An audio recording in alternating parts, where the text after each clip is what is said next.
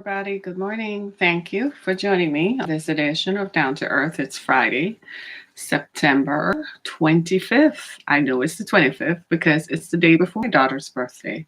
So she's not going to let me forget that. No stretch of the imagination, is she? Nah, children don't just let you get away with that. They have to remind you that they came from you. Have you ever seen that where they just look at you with a knowing look? You know that knowing look? Right, that's what I call it. So today we're going to talk about something that I think is of concern to us. So if you're just joining me, this is Harriet Kemick with Down to Earth. It's the show in which we talk about the issues that matter. And one of those issues that we've been talking about for the last week is the cost of racism. What does it cost blacks, black people? What does it cost black people? What has racism cost us? In doing the research on this, it was inevitable that I would come across issues in other parts of the world that impact black people. And at first, I was a bit conflicted because I'm like, I don't know that I have a skin in the game. I am more concerned about the effects on Black Americans because this is who I am. This is where I live, right? And so I wanted to say, well, but I originate from the Caribbean. I have family members who still live in the Caribbean. But the subject I'm going to talk about today, the Windrush scandal, touches my life.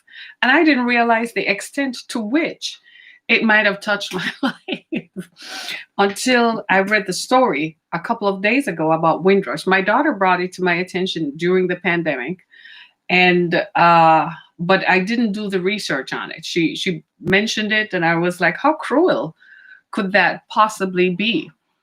But then I realized that, hey, this actually happened. So we're going to talk about something that happened in the United Kingdom, in Great Britain, the bastion of white supremacy. That's where it all started in Europe, and how white supremacy has contributed to people who have lived in the United Kingdom, some of whom since 1948, so they're elderly now, were about to be kicked out of their country, a country they have lived for more than 40 years, almost 50 years, some in excess of 50 years, and they were about to be kicked out of that country because of a wicked system of white supremacy. So we're going to talk about that. I'm going to give you some references for this. You can you can look it up. You can Google the Windrush scandal, and you'll find a plethora of information on the web. That's why I love the internet. The internet does not lie. It just shows everything for everybody to pay some attention to. So what is Windrush? Well, let me help you out a bit. This was inspired by a story I saw on LinkedIn earlier this week. And it says the Windrush scandal, along with the Black Lives Matter movement, have both altered the perceptions of the colonial English mother country. Barbados is an island in the Caribbean. Yeah. Barbados' recent announcement that it will become a republic, ending the tenure of the Queen of England as the head of state by November 21 is noteworthy. 2021, that is noteworthy not only for what it says about the island, but also what it says about a former colony grappling with the centuries long impact of structured, institutionalized racism.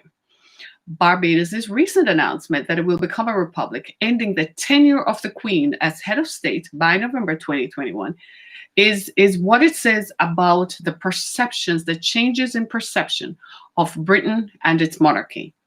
The Windrush scandal and the Black Lives Matter movement have altered perceptions of the colonial mother country, but it has also given us some insight into how we who are alive and remain today end up where we are.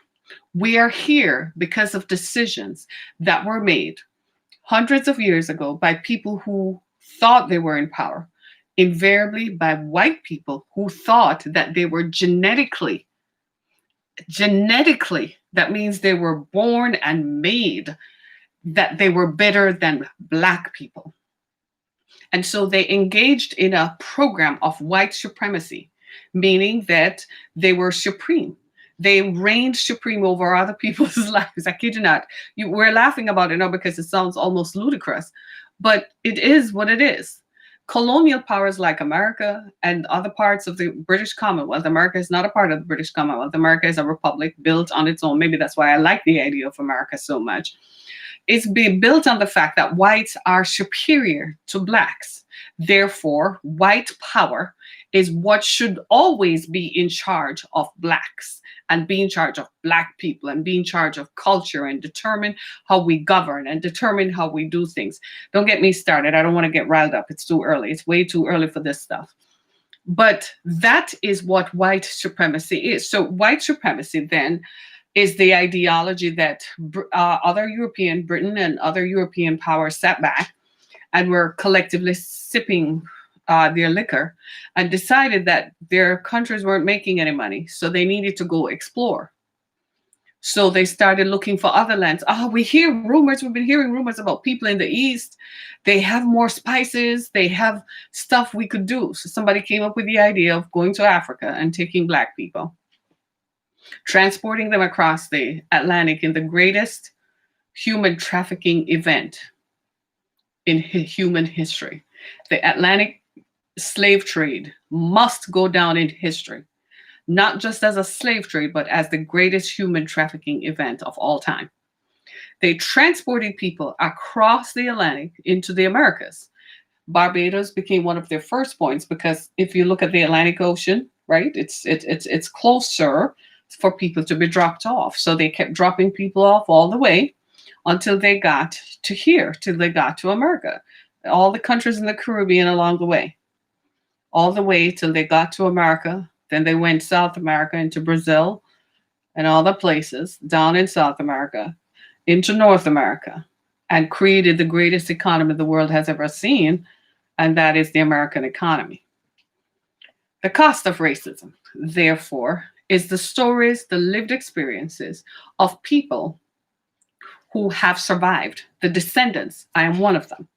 The descendants of people who have survived the travail that existed and the generational trauma that has been brought on through the violence that our ancestors experienced as a result of being subjugated, beaten, pillaged, raped, and robbed of income.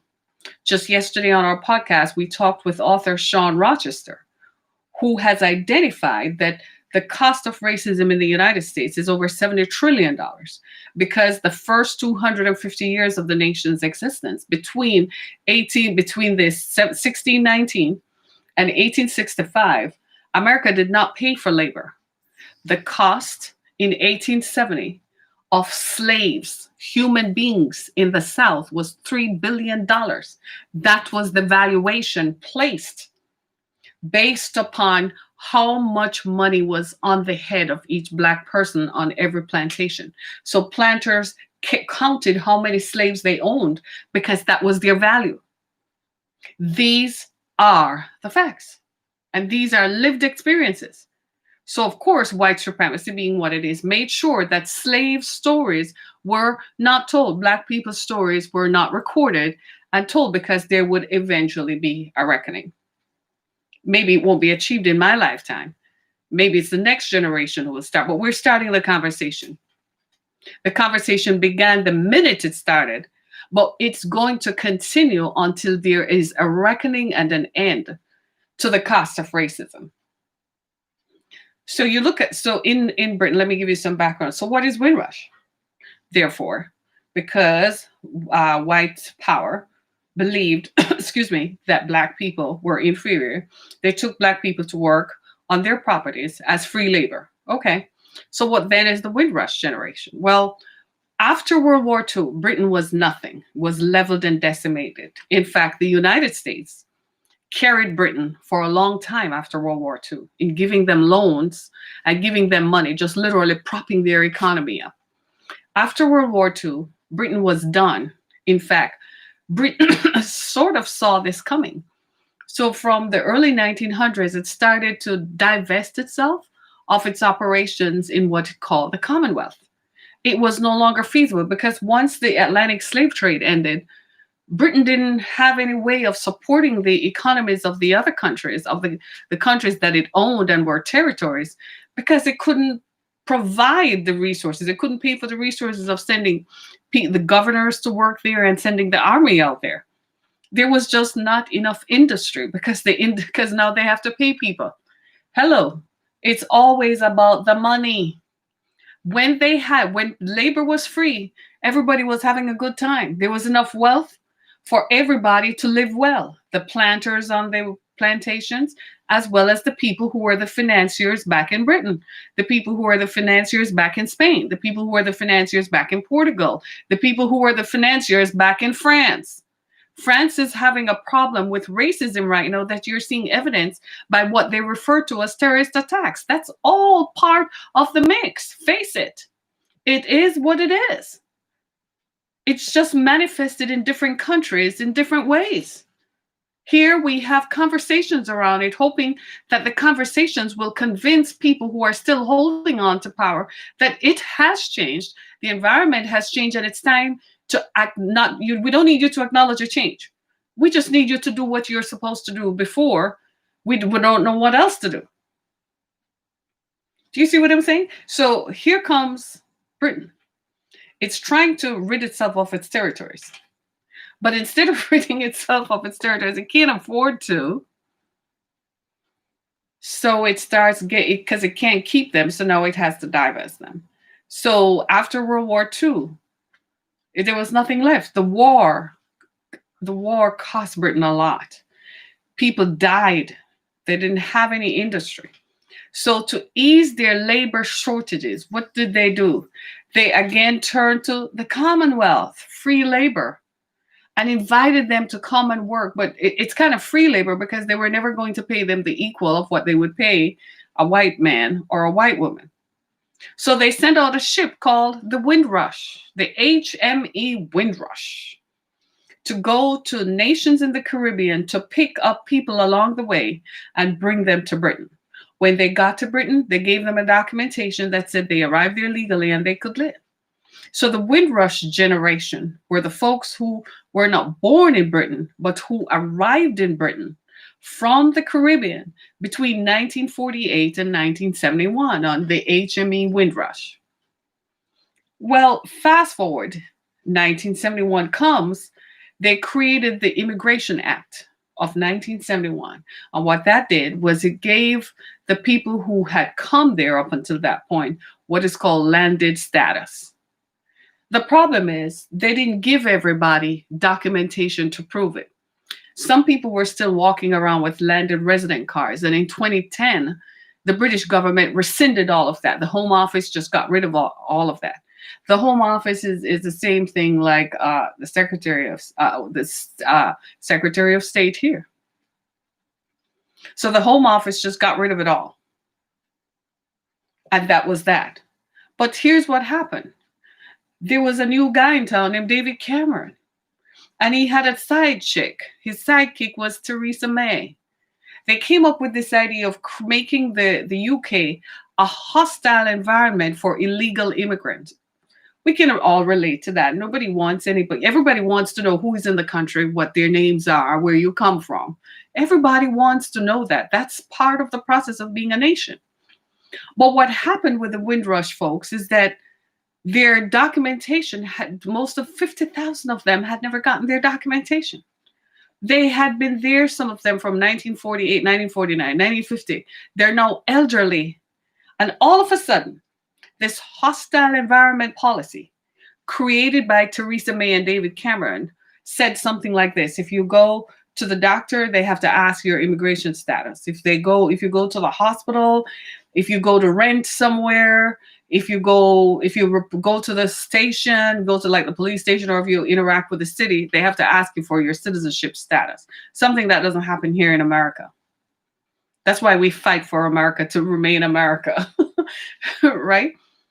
So when they created that hostile environment, and the people who had been there between 1948 and 1971 who didn't have their documentation, all of a sudden they were being called illegal. Now, they were invited into the UK between 1948 and 1971. Fast forward to 2000, and all of a sudden, these people who had worked all their lives were suddenly illegal because they had no documentation to prove it. Are you hearing me? That's white supremacy in operation. So, what happened? These people, where were they going to go? They started deporting people. 83 people were, in fact, deported. Now, that's what is reported. There could be others. They deported people. Yes, they did. They deported people whom they had invited there legally. See, the problem was Britain could not discern that the people whom they invited from the Commonwealth between 1948 and 1971 were different.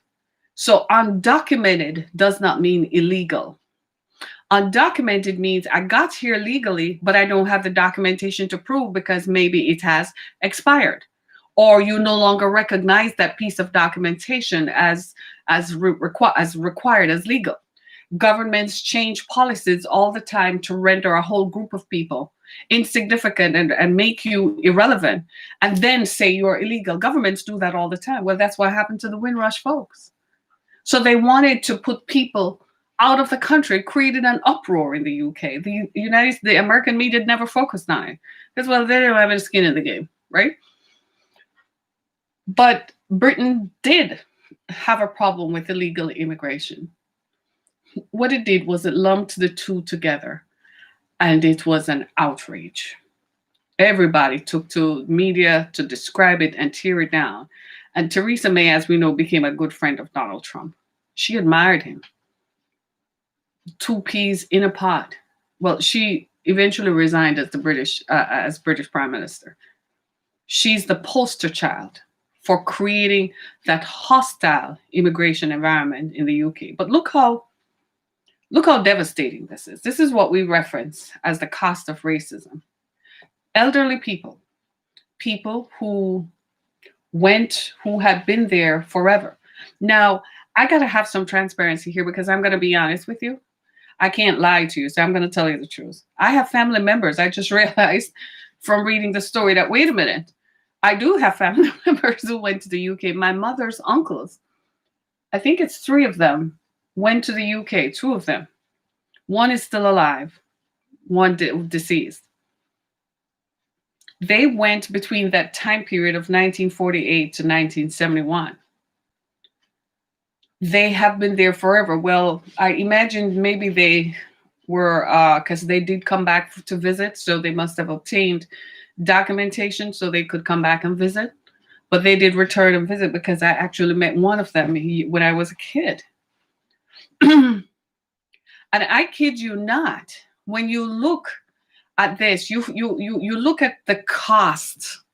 The cost of it is the generational trauma of rendering a group of people, telling them that they're not citizens in a country that they worked and built. When Britain was on its knees after World War II, when they had nothing, they had a severe labor shortage, they couldn't run their coal mines. You got to understand that when these people went to Britain, they were not welcomed with open arms. In fact, people used to meet them and tell them to go back.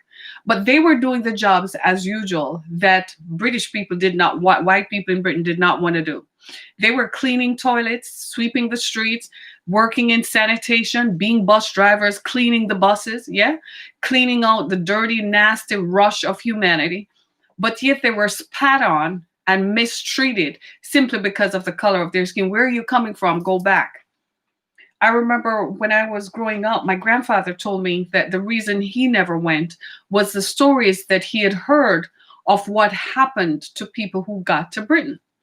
He didn't think that he could stomach that or deal with that because he thought that it messed with his relatives who had gone, as well as my grandmother's brothers who had gone there. It was just jacked up. It was just simply bad because you got to understand that people in the Commonwealth upheld the traditions of Britain, held the Queen in high esteem. But when you arrived in Britain, they treated you like you were dogs. Britain was not even an advanced nation at the time. At the time, Britain, they were still going to, you ever heard of the term going to the garden, take someone down the garden path? The toilets were at the end of the garden. the end of the path in the garden. They had open bathhouses. In America, there were bathrooms, indoor plumbing. They didn't have that in Britain in the up until the 1950s. So what were you really fighting for? Nothing? Like nothing. I heard my relatives talk about this over time when I was growing up, and I didn't put it into context. But those lived experiences and their stories remain with me to this day. How do you categorize a group of people when you didn't even have an advanced society? They tell me that they had to come to America to see a washing machine. People were still washing clothes in Britain, taking your clothes to some public wash place. You were having a bath in some public space. And you had to, if you rented a place, you had to pay the landlord to use the bath. One woman told me a story of they had to pour Dettol, disinfectant, in the bath to use it because they didn't have showers. Oh, and you were thinking you're an advanced nation. Do you see what I'm saying? The cost of racism. So imagine then, if you will, that a group of people who, having lived there for more than 40 years, all of a sudden you're going to tell them they are illegal, but you invited them there legally because they arrived on a boat. There are ports of entry. This is what people need to understand about immigration, that there is a difference between undocumented and illegal. You don't understand the difference. Undocumented means that you don't currently have the current piece of documentation. But illegal means you swam across the river, or you came in on a boat, came in on a container. But if you arrived at at what is called a port of entry, then and you had a piece of documentation that they had to stamp, you are just simply undocumented, but you're not illegal. Because if you were illegal, they wouldn't let you in at the port of entry. Do I make myself clear? We need to be very clear on the differences.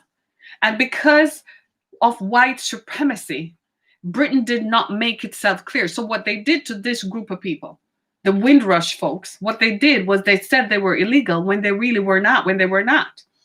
Elderly people who had worked and had contributed to Social Security could not. The people were, one person required cancer treatments and was in fact being treated for cancer.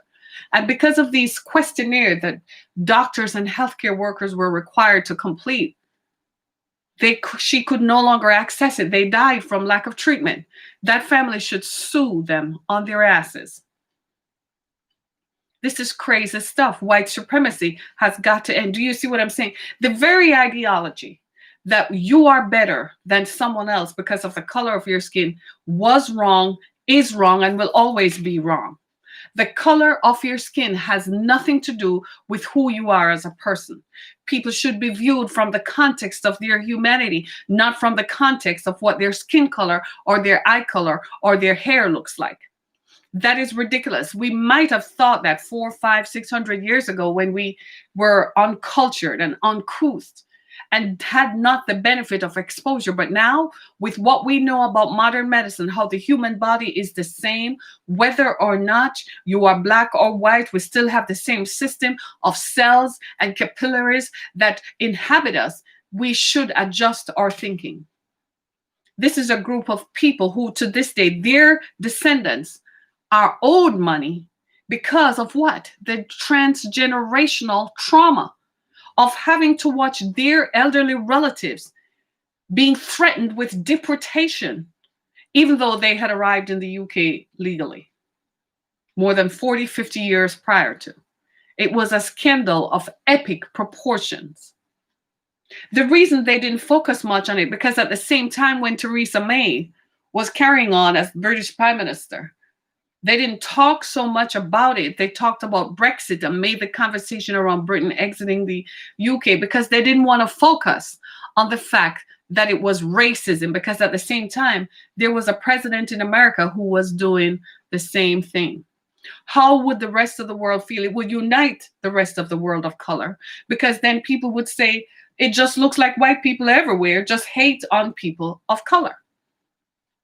I hope the people who have survived Windrush rise up and call themselves Windrush, because Black lives do matter. Doesn't matter if you're in Barbados or Jamaica or Britain or America. Black lives matter everywhere. This is just the craziest thing you've ever heard. So here comes Barbados. When Theresa May became prime minister, she actually apologized to a group of Caribbean leaders and said she was making efforts to, I will give her that cookie. I don't even know if she gets a full cookie. She might get a crumb of a cookie because she's still as racist as they come. It was her policy of being hostile, creating a hostile immigration environment. So Caribbean leaders made representation to Britain that, look, you're treating our people like they're nothing. I think everybody should stop trading with Britain. That is the craziest thing. And you wonder why Meghan Markle left Britain. How are you going to live in a country that treats people like that? I'm not saying America is any better, but Jesus, for people to go to healthcare and you're going to ask them simple questions as to their citizenship status. The law in America says if you show up at the emergency room, you should get treated first before any other questions were asked. There's a reason for that, and it's because of Jim Crow. We don't want America to ever look like that. This is why I insisted America should always be the shining light on a hill and be the hope and the beacon of light to the rest of the world. Because Britain, having exhausted, having pillaged other countries and their natural resources and was the repository of their natural wealth, all of a sudden is going to kick out everybody and say, we don't want you here. How come? So what you did with all the money that you made for centuries? And you have people in Britain, white people, telling people to go back. That's why Meghan Markle left. The Meghan effect. She left. She was like, I have my own country, dude. I'm gone. I'll put up with it in my country, but you're not going to come tell me to go back because I married your prince. Your prince married her. Do you see what I'm saying? This is the cost of racism. When you look in the faces of these folks, because I looked at some of their faces, the pain and suffering, the humiliation and the rejection that having come at a time when Britain needed them most and did all the work, the nasty, dirty work of putting their country back together, working in coal mines, breathing in that filthy, dirty air for nothing, eating dirty scraps of food and not getting paid enough for it, can't even own land because Britain has some real territorial laws when it comes to owning property and land. And then you're going to mistreat people? This is why the dismantling of white supremacy is important. Because as a continued ideology, what it does is it continually displaces people. It continually renders people unable. It continually tries to strive that white lives matter more than black lives. And that is why the dismantling of white supremacy is so very important and crucial to our existence. It doesn't matter where we live. As long as we live on this planet, we cannot continue to think that just because of the color of my skin or the color of my eyes or the color of my hair means that I am a better person or I'm a better human being. And this is what we're talking. I know it's Friday morning and it's a tough subject. I'm kind of glad I'm dealing with it because I have the weekend to recover. But we gotta deal with this. Now, the intersection of this and my life, like I told you, was when I realized that my mother's uncles were caught up in this. You're kidding me? I didn't realize it, right? And I have other relatives who live in Britain now, who were born in Britain. They're descendants of the Windrush folks. So I have a whole lot of cousins. In fact, one of my mother's aunts live in Britain. Full transparency. I have a cousin who I grew up with, who has a church in the UK. So just full transparency. Just putting it all out there so you know that I'm not talking off the top of my head. It's lived experience. When I look at an island nation like Barbados, who was a bastion and a supporter and was a center of British colonial rule and colonial life, for Barbados to secede from Britain is a big deal. A little surprised that Jamaica and other nations in the Caribbean didn't preempt Barbados, but the time has come. How can the queen herself as the head of state, she watched all this stuff going on. And, according to their constitution, they say she can't intercede in matters of government. So where's your compassion, lady? Where's your compassion? You're all busy giving Meghan Markle a hard time because of the color of her skin. So now we know which side of the coin you stand on. You stand on the side of white supremacy and white power. Because Meghan Markle is half. She's black and white. But you ignored that part of it and just paid attention to the color of her skin. Do you see where I'm coming from? The Queen was radio silent. Why should Barbados or any other country, Guyana or any other country, any other part of the British Commonwealth, why should you even call yourselves the British Commonwealth? They don't deserve that. Do you still pay them a fine or pay them some sort of fee as consideration? Be done with that stuff. We got to get out of the era of colonialism, because here's what happens. Colonialism caused slavery. Slavery has left us as a group of people divided. Slavery has left people thinking you're either a house Negro or field Negro. Slavery has caused division. We quantify the cost of it in America on our show yesterday. But going forward, what is the cost? We never talked about the trauma. We never talked about the intergenerational trauma. We never talked about how do you feel with this lived experience that every day you're walking around in your skin and your ancestors were raped and beaten and pillaged. And people like to tell you, don't think about it. Forget about it. What happened 400 years ago and 200 years ago is not significant. Then if it weren't significant, give me the money. Why is it's significant to white people? Because that's when their money started being made. So they're living off their wealth today. So why is it that I should stop talking about it? Because it reminds you of how ugly your ancestors were and that you actually do owe me money. 40 acres and a mule, I had to work that out. If everybody who is black, the cost of that would be like $6.4 trillion, divided by 13% of the population. If we don't put a value, ladies and gentlemen, on ourselves, every time they see you, they ought to see a dollar sign over your head.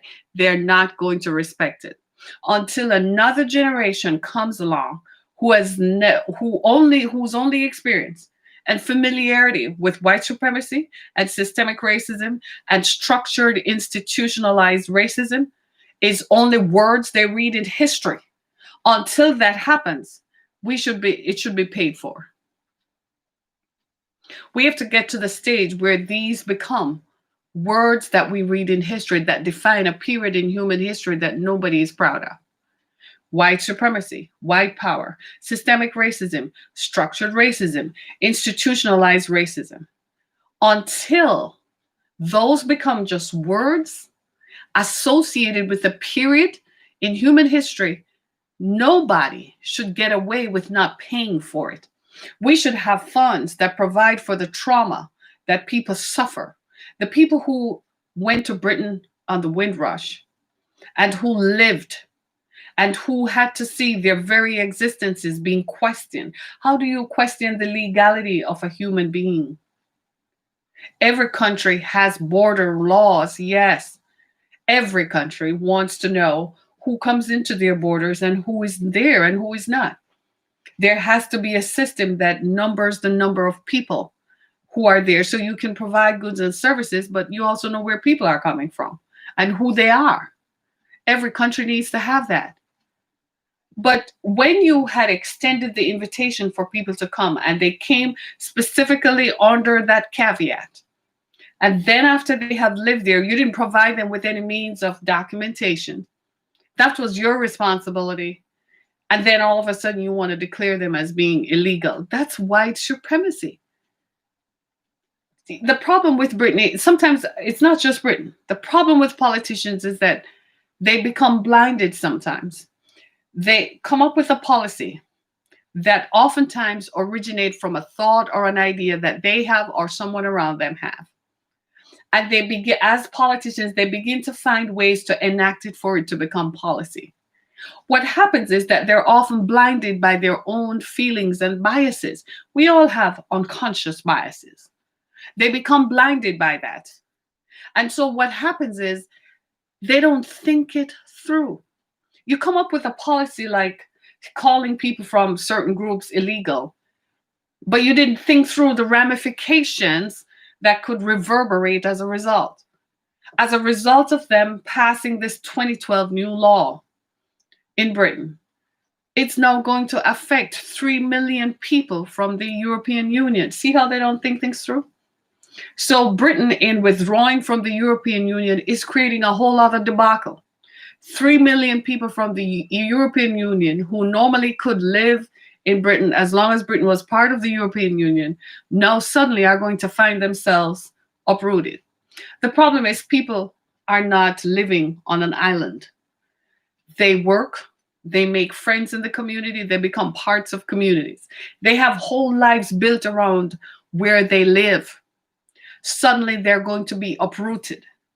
And suddenly everything is up in the air. That's trauma. And that trauma spins out in different ways. People start drinking, they start doing drugs as a way of coping, they develop anxiety. And those experiences now contribute to a whole plethora of human existence and human mental strategies you need to overcome that. It creates homelessness. This policy in Britain, the Windrush policy, because landlords were now required to ask people about their landed status, it did what? It rendered people homeless. Even if people weren't able to take care of themselves and were probably on welfare, so they were in some sort of subsidized housing, then they were removed from those subsidized housing. They were now homeless. In fact, what the British government did in 2012 was they started paying people back for what happened. I read some place where they were paying people $250 if they had to spend more than a day being homeless. 250 pounds rather. It's probably about 400 US dollars. Are you hearing me? It's crazy, but no one, politicians do not what? They don't think it through. That's why they end up having to have spin doctors, because they don't think their policies through and the lifetime ramifications of such. You know what happened to the original slave owners? They didn't think through the lifetime and ramifications into perpetuity of subjugating a group of people because you thought that you were better. How you think you're better? And you wake up every morning and you have to pee and you have to poo. And if you're female, you have something called a period. And if you're going to have children, you have to have sex. You have to take your clothes off. You get up every day and you put your pants on one leg at a time if you're a man. Women too, if we wear pants, yeah? And you have to sit on the toilet to poo. And you have to drink water and you have to eat. How do those necessities of human life suddenly make you different and make you a bigger being? You really think that the Queen's family took control of a situation and have held on to power for more than 1,000 years?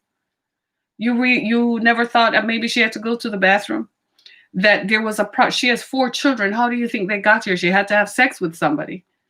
And she had to open her legs and give birth. The same thing with the prime minister, the same thing with the president. Everybody is human. Why do people forget that? When you are enacting public policy, why do you not quantify the human cost? Why is the human cost not a part of it? You really look through the eyes of color to create public policy. And you really just look through the eyes of color and you don't think about what it costs human beings. Ladies and gentlemen, we are in trouble. If we do not dismantle the public ideologies and the policies that emanate from ideologies like white supremacy, I'm afraid our world is going to have to contend with disruptions for the rest of time. We cannot continue at the pace because white supremacy is why the climate is in trouble. White supremacy is saying, I want to create an existence that only I and people who look like me can live in.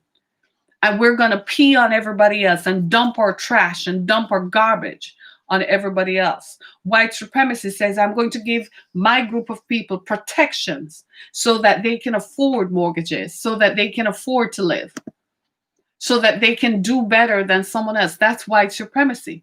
Pee on everybody else. So what you start creating is a life that's defined by rich and poor, by black and white, and it's a tussle for everyone else in between.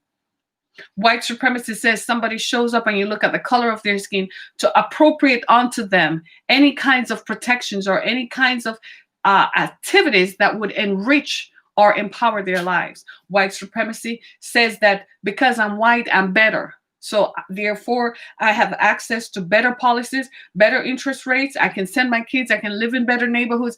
Even if I work in a factory, I am still better than the black man who is a professor, the black woman who is an economist, the black person, the Indian woman who is a doctor, and even a neurosurgeon. Just because of the color of my skin, that deems me better. That's the dismantling. That's what we must dismantle. That thinking that being white, what it does is it makes everybody else say, well, if that is the standard by which I'm judged, then the closer I get to being white is what I must pursue. So you create what is called, commonly referred to as divide and conquer. So you conquer people by dividing them. You can ask President Trump about that. He knows a whole lot about that, right? It's not original to him. It was something that was created by colonialism. So you start telling people that the closer you are to white, so people go out on a binge to lighten their skin, or they start looking at people who are lighter. This concept, we're human, y'all. Do we function as humans, or are you snakes, gators, alligators, crocodiles, deer? What are we? It's what we must dismantle.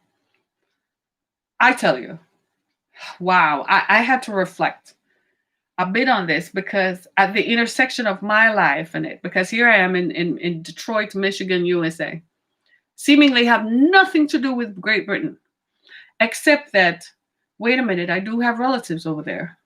They are my mother's relatives, which means they must belong to this generation referenced by Windrush.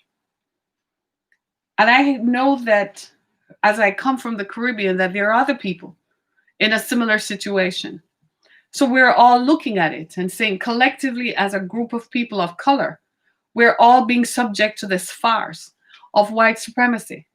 And our collective consciousness is now coming to realize that, wait, it didn't just happen now. It's been happening for a while. We have now awakened to the idea that since it's been happening for a while, we've got to stop it so that the generational trauma ends. Now I have to go reach out to my family members to offer what? Healing, to offer sympathy and empathy, to stretch my hand out to say we're all one, we're all in the same fight. How are you dealing with it? How are you coping? What does family look like? How is the next generation coping when they see the things that all of us are subjected to? You may not agree with me, and you don't have to, because maybe this is not your story. Maybe there's no intersectionality in your life. Maybe you have what is called white privilege. Therefore, you can afford to sit and observe the rest of us going through this from the perspective of it will never happen to me. It may not this time, but you never know how history. You never know what can happen in the future. So all of us, therefore, must come together. We must find effective ways to ensure that as we march and as you protest, that it must translate to legislative action. We have to legislate. I heard somebody say out of total frustration, you can't legislate this. You got to put the laws in, but more importantly, you got to hold them accountable to the law.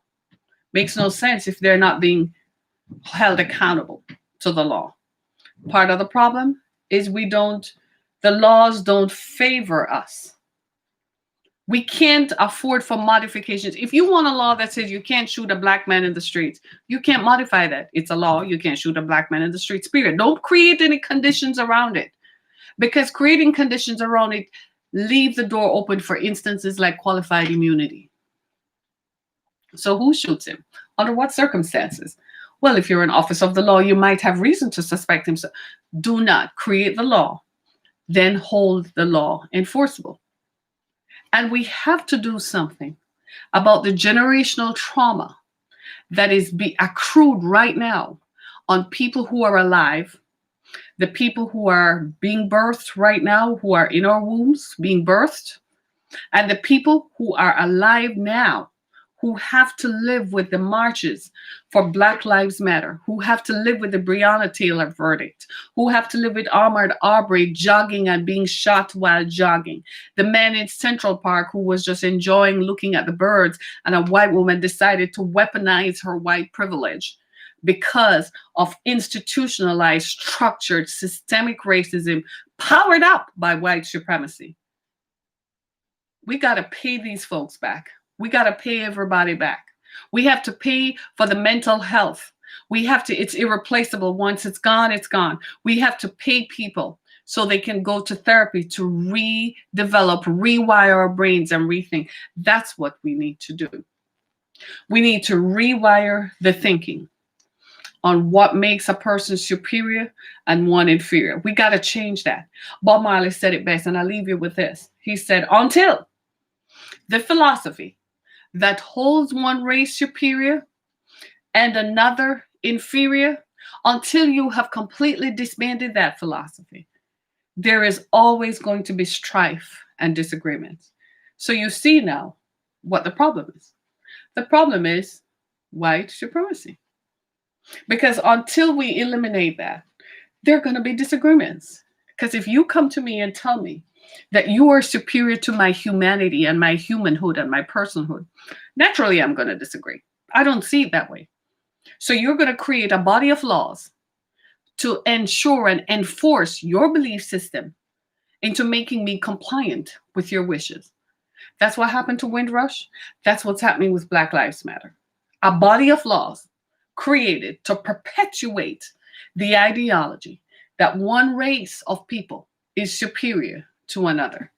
My name is Harriet Kamek. Thank you so much for joining me today. And if you enjoy my podcast, please do acknowledge so by doing so on my pages on Apple Podcasts, Spotify, Google, YouTube, and so on. Thank you so much, everybody. It's Friday. Make it a great day. Be blessed, everybody. Thank you for using Blog Talk Radio. Bye. Goodbye.